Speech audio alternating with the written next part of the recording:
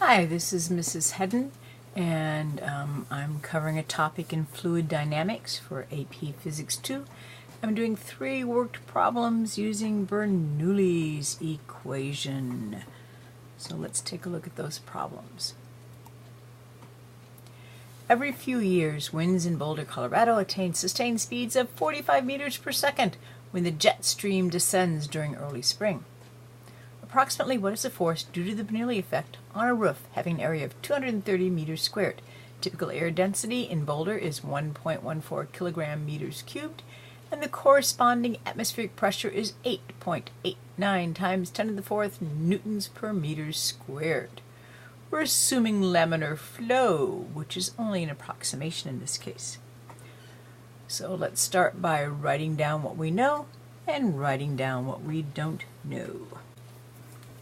Okay, so we've got the velocity of the area, the density, and the atmospheric pressure, and what we're hunting for is the force due to the Bernoulli effect on a roof. At this point, a picture might be helpful. Now granted, it's not a great picture, but we've got a house there and we've got the wind going above it. And so that velocity is the wind above the roof of the house. So that's the velocity that's equal to 45 meters per second. So I think we could make an assumption here that inside the house, the velocity is pretty much equal to 0.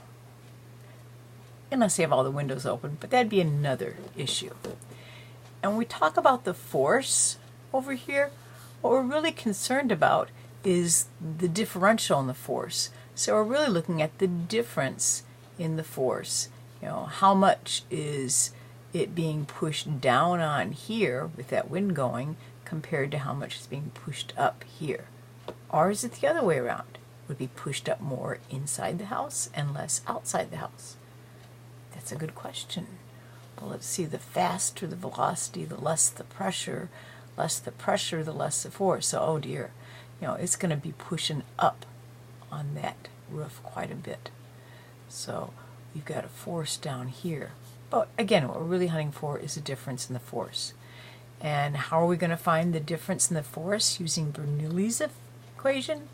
Well, we've already said that pressure is equal to force divided by area. So if we can find the difference in the pressure between inside the house and outside the house, then we can figure out the difference in force per unit area. Okay, we got Bernoulli's equation, and you know, the height, the difference in height between the top of the roof and the bottom of the roof, you know, is pretty much 0. So we're going to just take out that term on both sides to make this easier. And since we're hunting for the difference in force, it makes sense that what we're really hunting for is the difference in pressure, and from that we're going to get this difference in force. So P2, if we say 2 is the outside, and we know that's going to be less, what we're really kind of hunting for is what is the difference P1 minus P2, which is going to be equal to, let's combine some terms here, 1/2 rho times V2 squared minus V1 squared. So that's going to give us a difference in pressure. Well, let's go ahead and plug in some numbers and solve for it.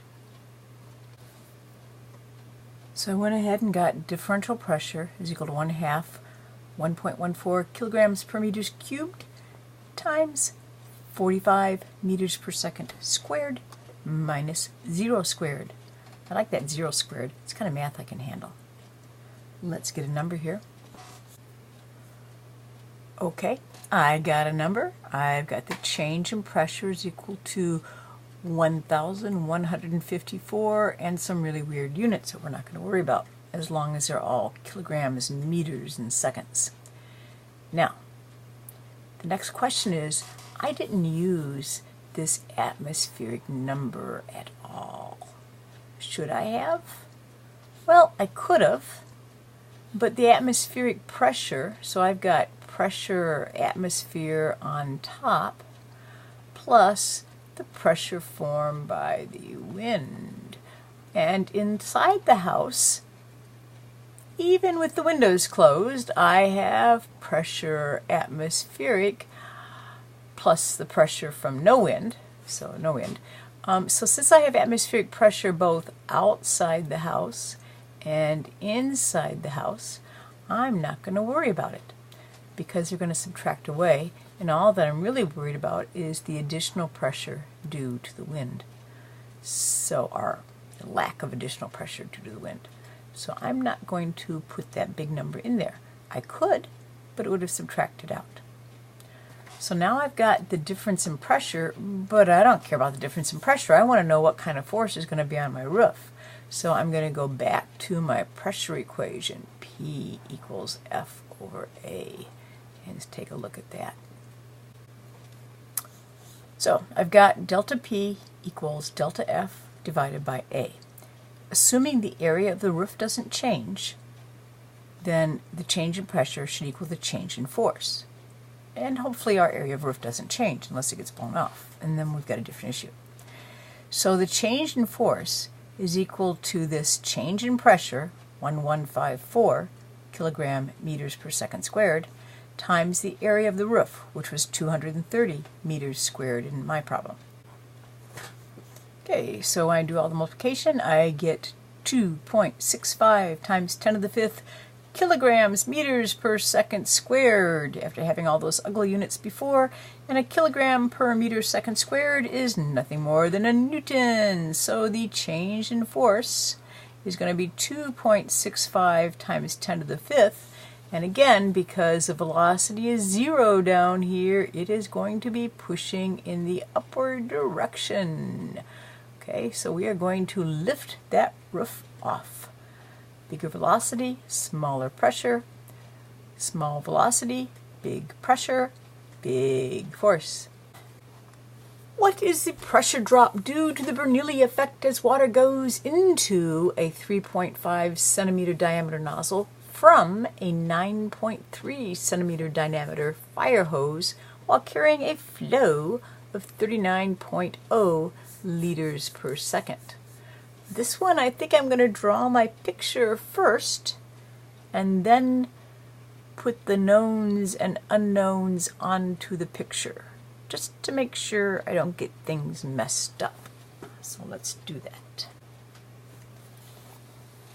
Okay, and it's handy drawing the picture because while the number 3.5 comes in first, it's actually the nozzle as the water leaves it. So the picture is helpful, at least for me. And the other nice thing about the picture is it points out again, these are diameters, not radiuses. And we've got that flow rate, so we're going to have to do some unit conversions here. It nicely says what is the pressure drop due to the Bernoulli effect, so we're probably going to be using the Bernoulli equation, so we might as well write that equation down. And don't forget to put down what we're hunting for, that being the pressure drop. Okay, when it says pressure drop, we're asking not for what the pressure 1 is or the pressure 2 is, but what the difference between the two are, like in the previous problem. And because we've got this fire nozzle thing going on, just like the previous problem, we can kind of assume that this is all one height. So we can drop out the height term, which just makes life easier. And we're just really solving for the pressure drop. So we're looking for, we can do P2 minus P1 or P1 minus P2, whatever. So I'm going to go ahead and rewrite that equation and do some substitutions. But wait a minute. I got Bernoulli's equation here. I got the delta P's all gathered on one side. I wrote up 1/2 rho V2 squared minus 1/2 rho V1 squared. And I gathered up to my terms, so I simplified everything, so I have 1/2 rho times V2 squared minus V1 squared. And I said, oh, I'm going to have to look up rho for water. Well, that's easy to do. And then I said, oh, I've got to look up the velocities. Wait a minute. I don't have the velocities. How do I get the velocities? oh yeah, I gotta figure it out from the flow rate and those diameters and that cross-sectional area. So before I can find the change in pressure, I gotta go back and figure out my velocities. So I'm gonna have to use my flow rate equation. So I'm gonna go over here and write my flow rate equation. Let's see, what do we got here? We got it in all kinds of different formats, but I think since we're hunting for velocity, we're going to use the Q equals the area times V. So then I just got to figure out my areas, and let's see, my area equation, area is equal to pi r squared. So okay, so I'm good. So I just have to get this into radius. Eventually, I'm going to go back over here. Can I leave this in centimeters? If I put this in centimeters, that's okay if this is also in centimeters.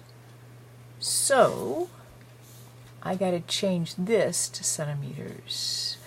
That's how we're going to see how. So we got, let's go up here. So 39 liters per second is the same as 39 times 10 to the third milliliters per second.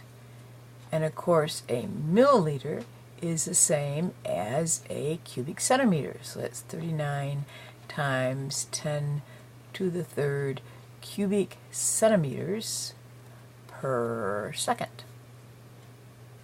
So that's going to be okay. And then I just have to make sure this is a radius. So I can go back down here and do that. Oh, wait a minute. Before I keep this in centimeters cubed, I got to go back. And if I remember right, it asks for the change in pressure in newtons meters squared. So I can either do my conversions later or earlier. I'm going to go ahead and do them earlier, so I'm not going to go with these centimeter guys. You could do it later too if you wanted to. I'm going to go ahead and go with cubic meters. And I can convert this pretty quickly because I know that 1 liter is 0.001 meters cubed. So I'm going to go back over to here. And I know that because, of course, I looked up in the front of the book. And so we have 39.0 times 10 to the negative third meters cubed per second.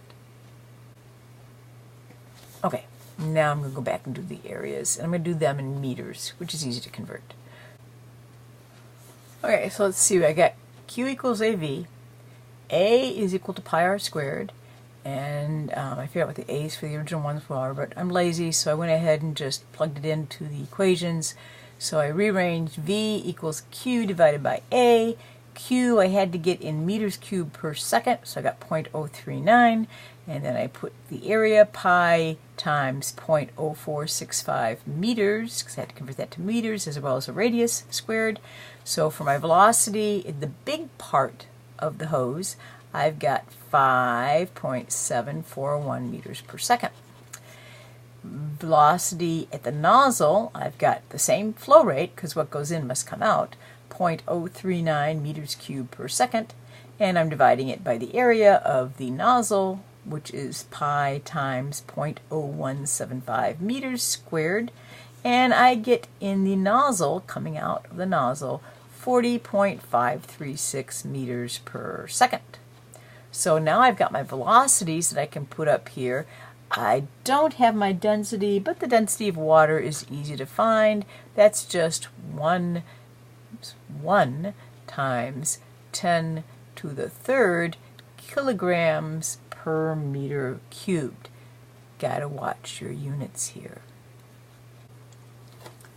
So after doing all the interesting math, I get that the pressure drops by 8.05 times 10 to the fifth newtons per meter squared.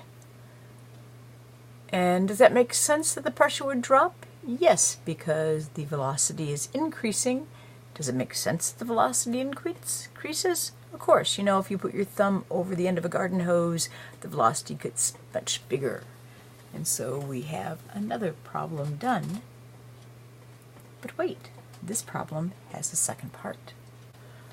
The second part is, to what maximum height above the nozzle can this water rise? So we've got not the nozzle squirting out onto the ground, but squirting up, and the water is coming out. And we want to know, what is this maximum height? Of course, this is just a kinematics thing. We know at the very top the velocity is equal to 0, and we know down here at the bottom from our previous work that the velocity down here is equal to 40.54 meters per second. Oh, and I'm so glad I've got that in meters per second. I know that I'm probably on Earth because there's no other assumptions, so we know that the acceleration due to gravity on Earth is equal to 9.8 meters per second squared. So I don't have to do any conversions, and I can just use one of my old faithful kinematic equations. How about this guy? Do I have all the information I need? I have two velocities, one at the top, which we can call VF, one at the bottom, which we can call VI. I have my acceleration, and I'm hunting for my distance. This equation looks like it's going to work great. So I'll go ahead and plug my numbers in. After I get all my numbers plugged in, I'll go ahead and use my calculator. Okay, I get 83.8 meters. I want to comment that when I did this, I happened to have the answer available to me, which is kind of nice. And yeah, I had 83.85, which I rounded up then to 83.9, but the answer was 83.8. I went back, and instead of plugging in the 40.54, I kept in my original numbers in the calculator, keeping everything in the calculator, and then solved for D, and indeed I got 83.84, which rounds down to 83.8. So in these problems, using significant digits is great, but you got to remember to keep everything in your calculator until the very end, and that's when you round. That's the end of our brief look at fluid dynamics with 3 worked examples. Fluid flow is interesting and relevant, and thank you very much for your time.